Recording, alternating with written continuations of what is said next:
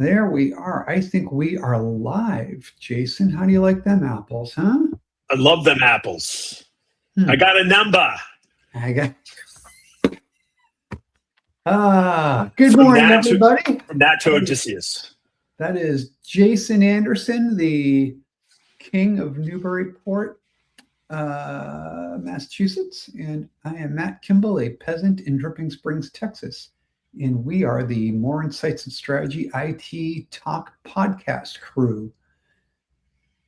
It is a great Friday. We have a lot to talk about. We're going to hit on the Red Sox here after we talk the boring stuff. Episode 12, we're kicking it off. We're cruising along, and we got a lot to talk about. But before we do that, why don't you send out a disclaimer, Jason?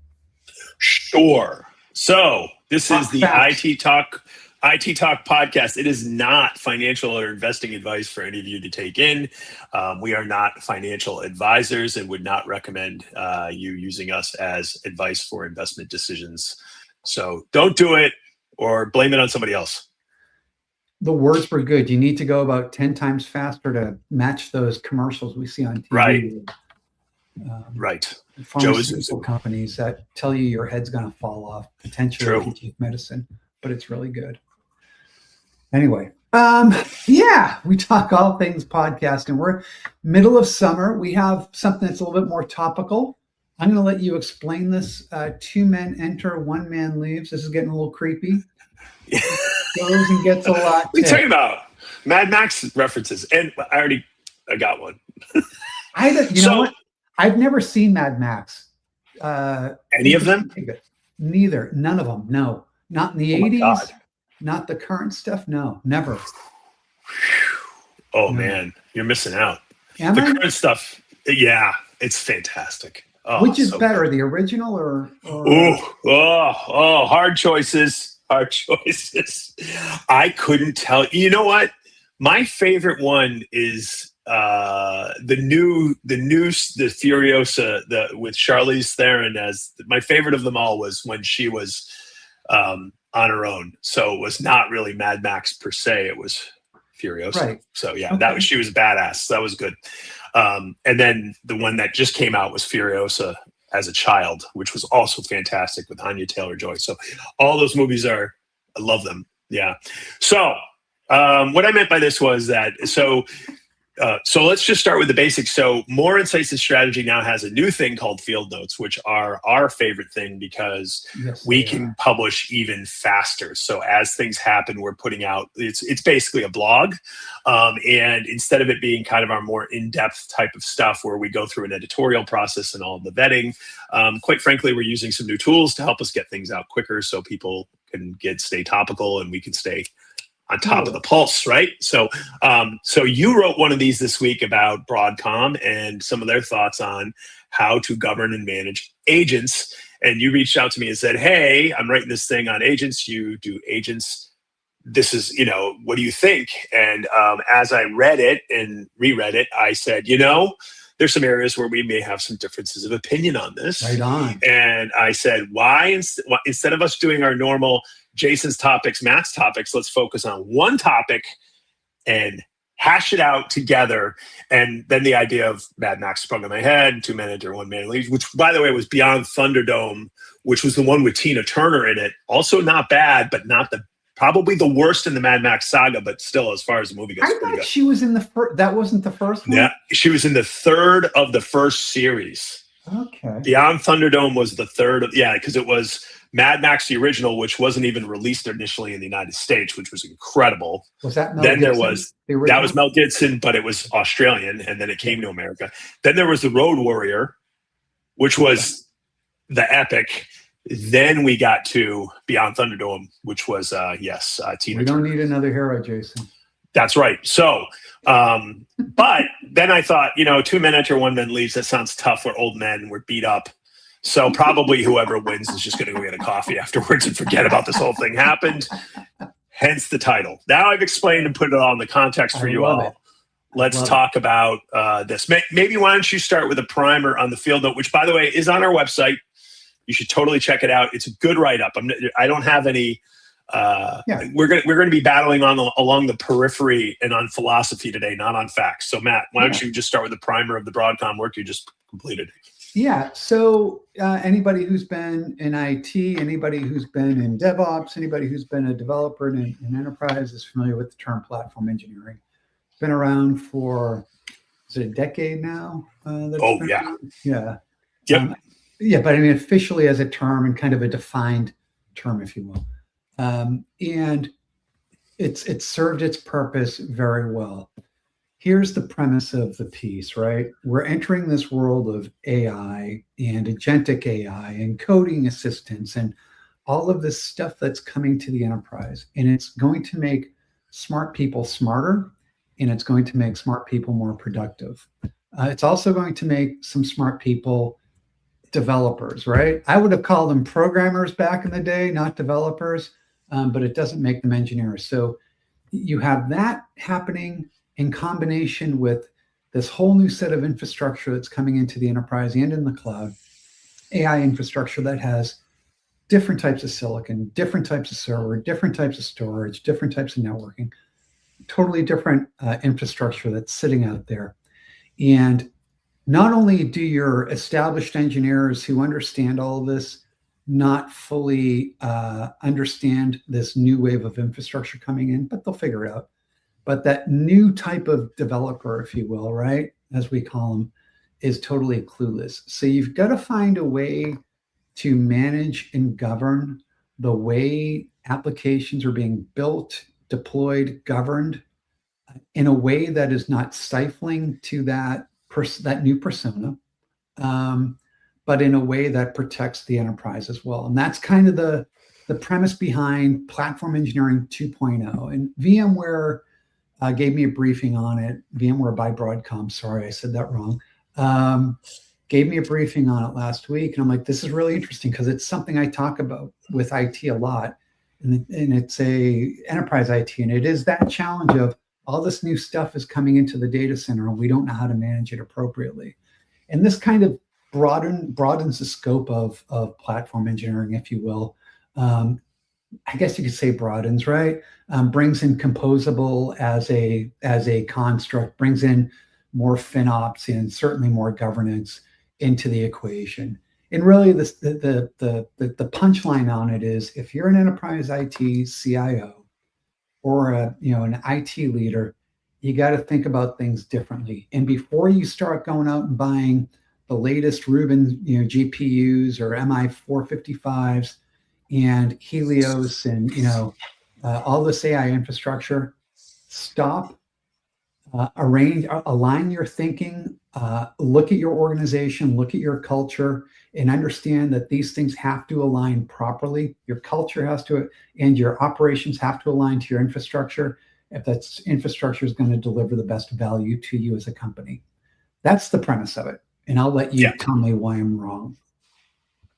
Well, I don't think there's a problem with platform engineering as a concept. I just feel like when I read it and I heard what Broadcom had to say, it felt like a little bit like the tail wagging the dog, right? Is that I don't necessarily think that right now where we are with agentic. First off, I think one of the problems that agentic has, let's start with that, is that agent is such a gigantically broad term that there's not so when people talk about, like, when you get guy gets up on stage and they're like, there's going to be billions of agents, people are kind of falsely aligning the norms of agents to equal app. And it's not like all of a sudden, let's say your organization is governing a few thousand apps, like you're a large enterprise, you're not going to be governing a billion apps now, right? Because an agent can really ultimately be a very simple construct that could be no more than a macro in a spreadsheet, right? So it's a ridiculously broad term. So when I always get my cackles up a little bit when infrastructure vendors come out and they're like, oh, you're going to have all these agents and it's going to be bedlam and chaos and everything else. Well, sure. I actually am going to argue that the truth is that the agentic world, a lot of agents could actually be managed in the confines of basically like something like a content management system.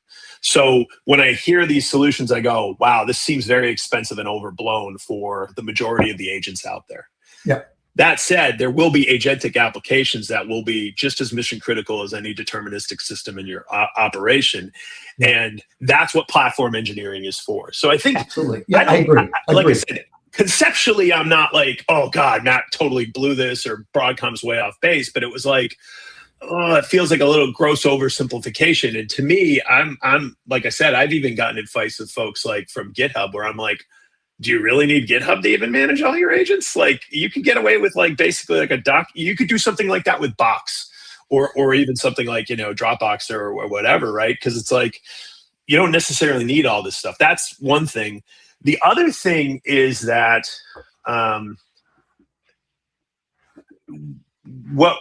of the other challenges is how hybridized these things are going to be. It's going to be crazy, and it's going to get worse, people. Like, you know, we talk about it, you know, Matt, your kind of point about like the data center. I'm going to tell you, I think by, you know, your iOS 27, what you're seeing going on with device, you know, the real question is also going to be like, you know, and where Broadcom has to get into this is like with stuff like Tanzu and all the kind of edge-based stuff that's out there, because what's really going to be, are you really going to need to manage the app? Are you really going to be managing the stuff that flows between, right? And that's kind of another thought of this, is that what we've seen time and time again when we have a new paradigm is that the management tools, everybody comes out and says, oh, all we have to do is modify the management tool frame to do this. And the reality is it never works out that way. It almost has to be reinvented every time. Yep. So that's another thing where I kind of pushed back and I said, oh, you know what? VMware is just going to come out and say, hey, look, here's the new version of vCloud Director, and it's going to be just fine because it's an extension of everything else. Right. Yeah. Salesforce is saying the same thing with MuleSoft, right? They're like, hey, we just adapted, you know, MuleSoft to be better. And that's actually a pretty good story. It's actually, I put it in our newsletter today. It's a great story. But the flip side of it is I also look at it and I go, but there's going to be other stuff like skills management, and there's going to be stuff like it's just beyond the agent and the model, which is what everybody's talking about now. There's going to be all this other stuff around the tooling and the connectivity, how that connectivity happens. Gateways are becoming a big thing. And by the way, the next thing, to your point about the developer problem, and I'm going to just stop my rant after this, is that what's going to begin to happen next is this idea I call untethering, which is you're going to start to see agents become more autonomous and not attached to people. You're already seeing this with this idea of canvases, where AWS just announced this thing this week called Crew. Not Crew. Is it Crew? Hero Crew? It's basically a canvas where everybody can dump all their development stuff into it. So instead of it being IDE, you're a developer, you have an IDE, you talk to an agent, it makes stuff. It's, we're going to put all of our stuff into a commonly shared space for the whole development team. And there's going to be an agent who kind of effectively acts as a scrum master that's not attached to any one person. And that person's going to organize the work and figure out how it's going to be laid out and who does what. And it's going to orchestrate that.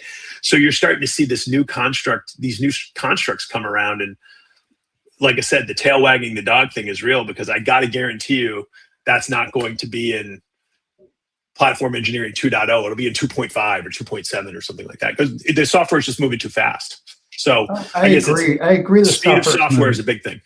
I agree the software is moving too fast. When I think about platform engineering 2.0, where I see this, the biggest benefit to an organization. And by the way, VMware is going to have a position that is beneficial to VMware, right? Just like Nutanix does, just like, you know, every other IT solutions vendor out there. IBM does their own has their own view on it too. Yeah. And it makes perfect sense, right? When I think about the challenges, in IT, an enterprise faces with agentic, and I agree with you. I think in some cases the term agentic gets way overblown, and we go to the science fiction use case as kind of one for everybody when it's really not. Jensen stands up and talks about, millions of agents for 50,000 employees. And you're like, oh my gosh. And we all kind of say, well, that's what my environment's going to be like. And it's not.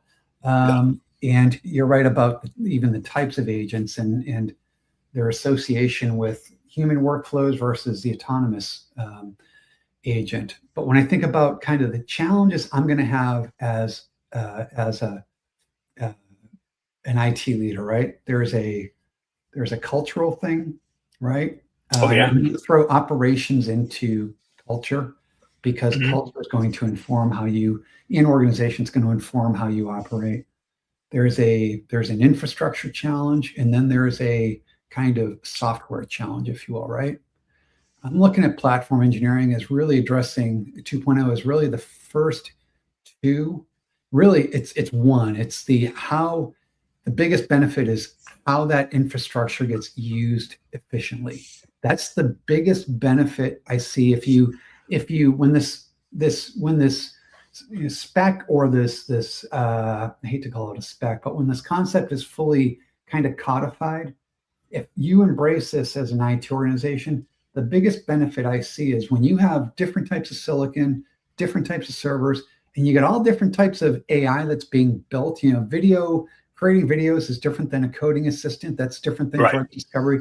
When you have all these different types of AI that are being used and different types of agents being used, being able to map the right type of application or workflow to the right silicon at the right time, in the right place, at the right cost, that to me is the biggest benefit you're going to be able to recognize from this, and not having to worry about Matt Kimball, who's not as technical as Jason Anderson, going, wait a minute, I really need to be mapping this to this server in this accelerator, not the GPU, because I want to abstract all that away from the citizen developer and still drive efficiency at the infrastructure level. That to me is where the goodness resides.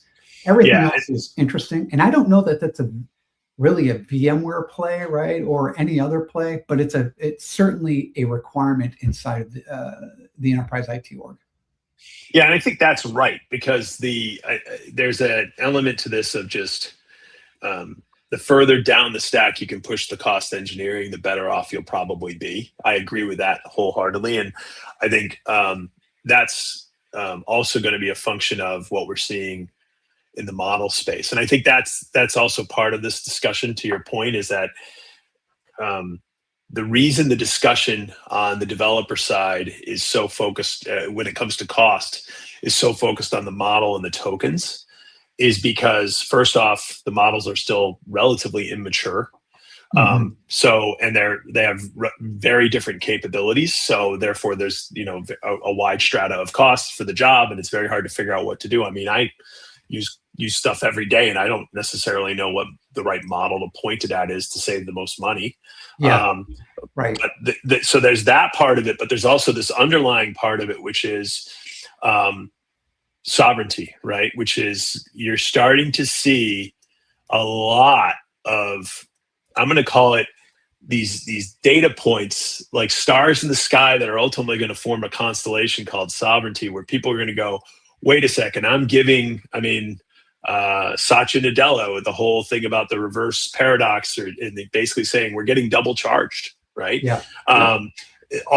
got that point. You've got the point about, hey, open source models are actually pretty good, and you're seeing people build stuff with open source models online that are actually pretty breathtaking at this point. And then you're starting to see all these things where companies are also going to realize, hey, I need to figure out how to run this, a big chunk of this in my own house. The question really starts to become, what's the appropriate border between letting the software manage itself and the infrastructure, and then ultimately what's that kind of membrane, and what kind of data passes through that membrane, because that's really where things are going to start to stand out and change, right? And the cloud guys and the model guys are trying to push, a very kind of, hey, we're going to make this easy. They're making it. It's funny because they're trying to sell it as it's easy to buy, but the reality is it's not. It's actually easy to sell. Yeah, and I think that's one of the things that the infrastructure folks are not. They haven't turned the corner on that thought yet, which is they're still kind of having their discussion about what it is and why it's important. They haven't matured to the point of, hey, when you give all this money to company X, you're not just giving them money, you're giving them IP. Yep. Right. Yep. And people are going to start to really kind of come around the corner on that, and they're going to say, well, then how do I appropriately layer this stack, as opposed to just handing a big pile of cash over to vendor X, Y, or Z, right? So yeah, I think so there's also this maturity thing with, on the infrastructure side, they're starting to get it. On the software side, I think they're a little further along with governance and management and observability.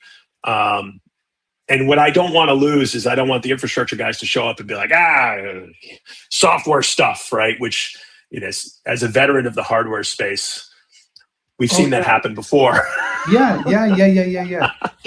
I agree with you. I think I hear you. And I think AI, but for me, AI is the first real kind of inflection point, if you will, when you think about, IT in particular, where there is such a strong interdependence and maybe kind of, I hate to say synergy, but like you're seeing bespoke hardware developed for bespoke software, and you're seeing it's like it's that dependency.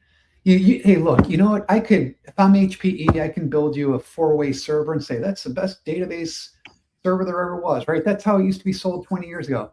But the reality was, it's the same processors inside that Dell is shipping. It's the same level, basic performance, right? Maybe a tweak here and there, but it's the same stuff, right? And that's not a knock against the OEMs.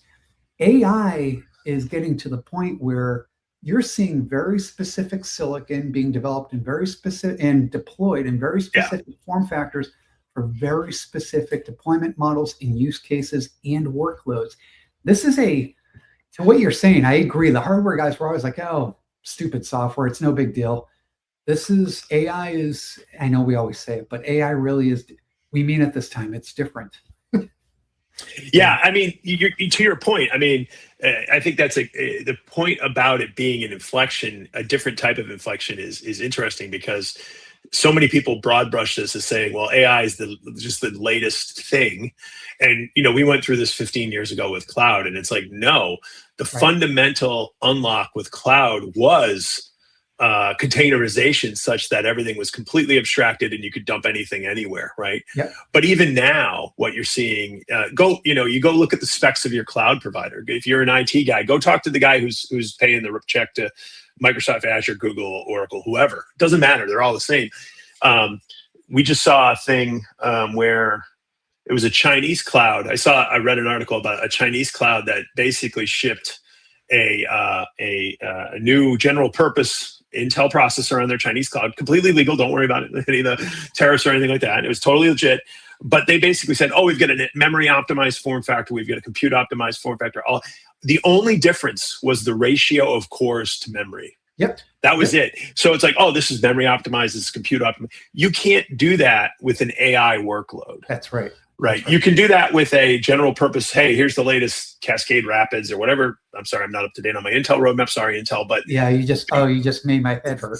Don't try and do that. Sapphire Streams. I don't know what they're called, right? But the point is that really it was just when you'd have a general purpose CPU driven architecture. To your point, you're twiddling. You're twiddling. This is vertically integrated. And I do think that, that's where I think we have to all come together, because I think on the software side, they haven't turned that corner either. They're just looking at it like, I write a couple skill files and I do this and it's super easy and it doesn't matter. No, it does. It matters a lot. Yeah. And that's going to be a factor. And the other factor is going to be, again, there's a lot of money on the table from these cloud guys. There's a lot of money on the table from these frontier guys, right? Yep. And again, this isn't an investor show, but we just saw quarterly announcements from the hyperscalers where their revenue quarter over quarter went up 50%. They are not getting 50% more usage. That's capacity that was reserved coming online from the frontier model guys, because the money's very cyclical, right? Yep. AWS is as much an IaaS play as it is an AI play, right? Yep. And same with Google and everybody else. And Meta, right? So what's happening is that all this stuff's coming online and it's all getting rented at a huge cost. They're all in it together, not as a some sort of cabal, but just as the fact that they're all buying and selling from each other. Yep. And the fact is that you kind of need some of it in-house in order to do it right, is the point. I think the big broad point Broadcom and HP are trying to make is, hey, some of this should come in-house. And there's going to be a lot of factors working against that. And I do think that's another area where there's a lot more exploration that has to be done. Yeah, I think it's, it's funny, and I think you're spot on. But I think it's fun to hear companies, providers, whether it's a cloud provider, a software solutions provider, or a hardware provider, all talk about AI and enterprise AI in absolutes, when we haven't even hit the nascency phase of enterprise AI. We're still just starting to look at it as, being able to talk about it as nascent in the enterprise because it was non-existent, right? And we're still very heavily piloted. And by the way, for commercial enterprise, where this stuff really matters, it hasn't even started yet. It's still people staring, CIOs staring at you when they talk to you like you have three heads because they don't know what the heck they're going to do. When you get beyond the JP Morgan Chases of the world, enterprise AI is still a to be determined kind of project. It's not a scoped, it's not a begun, right? Maybe a pilot or two. It's not even properly segmented. I mean, I just submitted a piece. I submitted a proposal to do a piece of research with an academic place. We'll see if they accept it. Who knows? But basically, my argument is that even the whole idea of the human in the loop is stupid now, right? Because there's really many types of humans in the loop, right? I mentioned a Scrum Master before. A Scrum Master and a developer are fundamentally different skill sets, and they're going to get fundamentally different experiences with AI. Yep. You're starting to see that all kind of, people are finally starting to get their heads around it. Even in your own job, you're going to find there's certain things. Like I can tell you right now, you send me to an event, I can get AI to whip up a coverage piece on an event far easier than it could be to come up with a new piece. Like what you did with your field note is far easier to do than for you to sit down and take 3 steps back and go, let's look at platform 2.0, cross industry, cross everybody. Let's look at a big honking 20 pager on this topic. You might not even get value out of AI for that. Or the value is that much less. So even in your own job, your mileage may vary. It's not like, manufacturing where you're doing repetitive tasks all the time, right? So and by the way, what you don't know is when you put that prompt in, how long it's going to take or how much it's going to cost. You have no idea. It's a magic box, right? So it's like when you say, hey, I need to write, some entries for my newsletter, or I need to go investigate this claim that has come across my desk for an insurance payout, or whatever the case may be. Yep. And that's really why the platform engineering is a strong idea, right? Yeah. But we don't even know what's going on up the stack, and it's just it's going to take a while. Yeah, I know. And I keep telling folks, it's as I have these conversations, it's like don't plan for today because And by the way, your data center 5 years from now is going to look entirely different than it does today. Like it or not. And it doesn't matter how aggressive, how optimistic you are about the kind of AI adoption in the enterprise or pessimistic, it's still going to look drastically different. Hey, you just gave me an idea. And this might be the way to close before we talk Red Sox is, all this diversity, all this different stuff, right? Just hear me out, right? We've lost a lot of that skill set over the years, right? Sure. Right? Because people have retired out. A lot of stuff went to cloud, so people didn't need it anymore. To your point, that this thing's going to look different. But now with sovereignty, you're going to have to kind of maybe think about it more. You've got all these people now entering the workforce with what they call the brown jobs, right? The electricians and they're high. Like Meta's training up people by the boatload to become electricians. Kids are coming out of high school now. Like, hey, I don't need to pay for college. I can go get a job as an electrician or a plumber or whatever.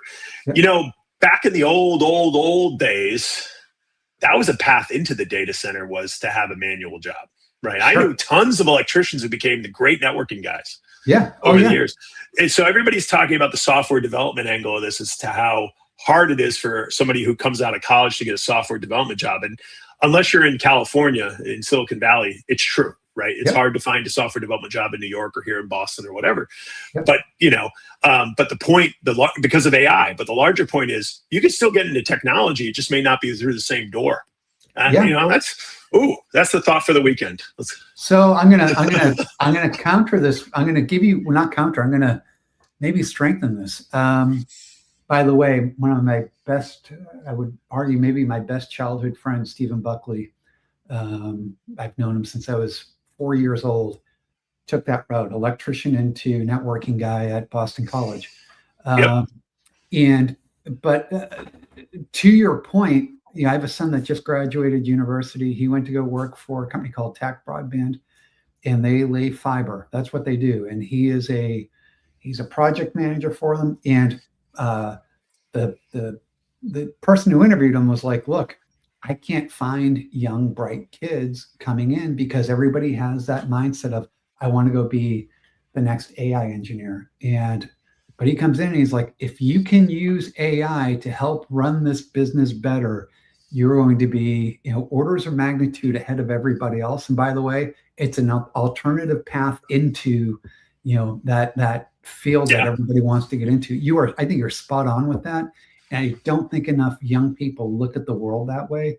They just get focused on, I want to go work for OpenAI. I want to go work for, whoever the latest, hottest AI startup is, instead of like, how do I approach this maybe a little bit differently? Could not agree with you more, man. It's going to be an interesting foundational skill set thing because, because even Anthropic's come out and said we want more, more liberal arts people in tech. Because we got to train these models. We got to teach them. My kid. That's my So all right, Red Sox. I got to tell you, man. I have not wanted to jump on the bandwagon. I know. We're both lifelong Red Sox fans. I cried in 1975. I cried in 1978. I cried in 1986, and I cried for a different reason in 2004. I've been so disenfranchised with this. I was going to swear with this franchise, with the ownership, with the GM. Man, watching last night's game against the White Sox, 13 innings, and they keep coming back and coming back. They're down by 4, and they come back and win it. It's hard not to love this team. And the 31 out of 36, games they win. Man, it's hard to not fall in love with the players. And you forget that they sort of swept another team in Los Angeles that was like, you've got to be kidding me. Right. Literally, like the definition of stacked team. Yes. Is I just saw a stat on Twitter this morning, or X. Oh, please bring it up. Please say it, because I think it's the same one. It might be. They're the first team since the expansion in 1961 to sweep 5 first-place teams. In a season. That's interesting. That's an interesting stat. I thought you were going to talk about the Dodgers, who have $1.2 billion in outstanding contracts that they owe. Yeah. And the only way to get to that number in the MLB is to take like the top 20 teams and look up all their outstanding. Like, it's a picture of who owes $1.2 billion to their players, and it's one logo on the left and like 15 on the right. And you're like, isn't it crazy? Holy crap. I'll tell you what, man, there's going to be a lockout next year, and you can thank the Los Angeles Dodgers for it. That's exactly right. But I will say it's been kind of fun to watch this roller coaster ride. I mean, it is, we are into August though, and we are preconditioned to start to worry about the wheels falling off, and it is a young team. So I'm going to keep my pessimistic hat on because I have no choice, I think, for 50-something years of abuse. It feels similar to last year in that you knew they weren't going to go win it all, but it was, you saw them, they were grinding, man. They were playing hard. And you got to remember, they're doing this without Crochet, their number 1 starter. They're doing this, well, never mind Carvis. They're doing this without Roman Anthony, who was supposed to be their breakout bat this year. They're doing it without Trevor Story, who's supposed to be the shortstop. It's like, you got to love the grind, man. And, it is. That makes it fun. Yeah, and like I said, they're surprising people, and that's always good. I mean, you do have to wonder if the league is going to continue to head in this direction of half the league is in it and half the league is a feeder team. And then you have to figure out what the Red Sox what their identity will be. Because, I mean, I hate to say this, and it's going to sound awful, but even during the Dan Duquette years, they were a feeder team, right? They made some great stars and always sold off the assets, and the Yankees made a ton of money, and they never really went anywhere. And then the new ownership came in and brought us some success, but now it feels to be like, are they building up their farm system just to become a feeder team, and it's more of an asset than a entertainment thing, right? And I don't want that, but when you look at you look at Billy Beane out in Oakland, and you look at the Milwaukee Brewers and the Kansas City Royals, who you're like, or Tampa Bay is the perfect prototype for that in the 21st century, and you're like, is that the identity they're going to have? I don't know. I mean, I think to what you're saying. I mean, Anaheim, that's another one that's kind of like that. I mean, I struggle a little bit with some of this in that, it's like people complain about the Dodgers, and they should. People used to complain about the Yankees, and they should have. And they complained about the Red Sox, and they should have, right back in the day. Yeah. Yeah. But, it's like you put it, when they put these salary caps in place and they enforce them, it's the goal behind it is always to drive parity across the league, right? But when you think about it, outside of basketball, is there really parity? I mean, football's got a hard cap, and you've got dynasties that the Patriots were one, the Chiefs were one. It's like in the era of the cap. It's like, does the cap really work, or is just bad management is just bad management? It's like. Well, the point is perfect. Is it's like there's too many variables, right? It's just there's so many variables beyond the player. I mean, you're right. Basketball might be the one exception because in-game management's pretty hands off. Yeah. But like other sports, it's like there's so many variables beyond employee pay. I mean, it's crazy. The other thing is that people are going to rip on the Dodgers, but you've got two legit first ballot Hall of Fame guys leading that team. And by the way, one of them played for the Red Sox, and we were too cheap to keep him, which is, horrible. But I know that still grates at me. Yeah. The other guy, Jesus H. Ohtani's, I mean, forget it. He is incredible, man. Forget it. You're talking like you're not going to see another guy like this for 50 to 100 years. He is a Babe Ruth class kind of player. Yeah. So I mean, this is a Kobe Bryant, knocking on the door, number 1 or number 2 all time, right? I mean, that's the type of talent we're dealing with here. Yeah. So I mean, whoever gets that dude, if it's the Dodgers or it's Seattle or it's New York or Boston, they're going to be better, right? I agree with you on that, but I think I hear you on that, but I think the difference is with baseball and football in particular. In baseball, you've got 8 other guys that have to come to the plate. That's right. And you've got 4 other guys that have to be in that pitching rotation. In football, obviously the skilled players are different, but you've got 11 guys on the field. Basketball, you get 5 players. And, a superstar can take you a long way. It might not get you to the promised land, but can take you a long way. 2, you're at, I'm bad at math, but I think that's about 40% of your team on the floor is covered by two players, so they can be more impactful to the game. But that's what it makes the baseball stuff even more interesting. It's like you have a soft cap in place now, but it takes 11 players, and the Dodgers have put a superstar, or 9 players. The Dodgers have put a superstar in every single position.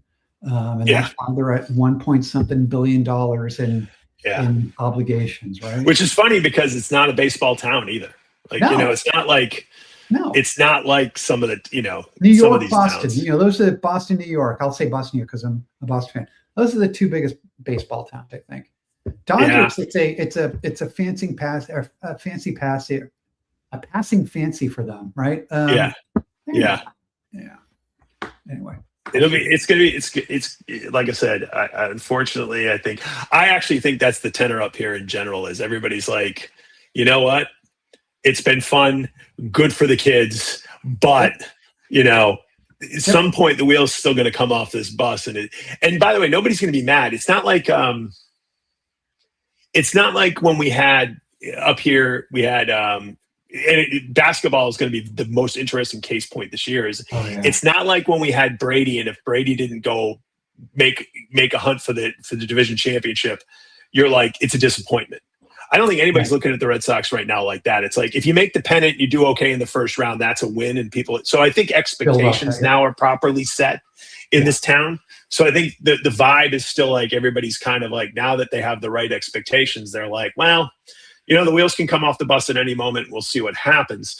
We've got a complete opposite situation up here with Big Green because of this whole trade. Right. And it's like, and all the trades and the stuff flying around. And I'm just, that'll be also like a big thing to see. And by the way, I can also say that on behalf of Boston, I have never seen a fan base more galvanized to destroy Philadelphia right now, because if you thought people hated Peyton Manning in the Tom Brady days, there's no player in this region who's hated more than LeBron James. I know. That's a weird. You should just put on a Yankee hat and confirm what we all think. And it's been such a weird off season too. See, you've got Jaylen Brown there, LeBron there. You've got Embiid there. It's funny because Jaylen Brown didn't want to be the number 2 in Boston. He's arguably the number 3 in Philadelphia. Yes, he is. It's so bizarre, man. Yep. And then all the rumors swirling about who Boston might pick up. The Steph Curry thing's a pretty big deal here. There's a lot of talk about it. And you could have it could be like a throwback to the 70s with Philly versus Boston in basketball. Yeah. Which is, I will say this. I trust Brad Stevens. I think he's a smart guy. And he doesn't get enough credit for the stuff he does. Danny Ainge was brilliant too. Yeah. But it's also the coach. Missoula is amazing. Without a doubt. Yeah. Yep. Yeah. Without a doubt. Yeah. That they're going to be good. All right, man. That's a lot. We covered a lot today. All right, real quickly, next? You got anything coming up? You heading off to take Theo to university next week? Next week's university, but actually I'm heading down your way. I just found out I'm heading down your way to cover for an event for you at the end of August. Oh yeah. I found that out yesterday. So I'll be on a panel, I think with Synopsis at the end of August is what I heard. Yep. And then it's going to be right into the grind of Salesforce is going to be about a week or 2 after that. So I'll be at Dreamforce, which they are starting to pre-brief. As usual, expect a lot of announcements coming out of Dreamforce. They're getting ready. But yeah, I am excited to come down to the Blueberry Town right there in the middle of the cherry pie. Love Austin, but really wish they could have chosen the end of August. It's going to be a little warm. That's a nice way of putting it. That's a very nice way of putting it. So I'm going to have, that's going to be tough. August in Austin there's not a lot I can say it's nice about it. Yeah. What about you, man? Where are you going? I got some personal travel coming up, and then I've got VMware Explore coming up at the end of the month, and then it hits full force. AI infrastructure is coming up. CoreWeave has their event coming up. Oh, you're going to that? Okay, cool. Yeah. Okay, because I have to decline one thing after another. Yeah, it's gonna be fun and crazy, and it's gonna take us right after Thanksgiving. Yeah. Yeah, for those who follow shows, I can tell you that our spreadsheet for events, I just saw it yesterday, is insane. There's more. It feels like there's more events this year than ever. It's wild. Yep. And it's just getting more and more dense. Yep. Expect more and more news and hot takes from us. Yep. Good stuff. Anyway, hey, great chat, man. This was a lot of fun. Awesome. Have a good weekend, everybody. Yeah.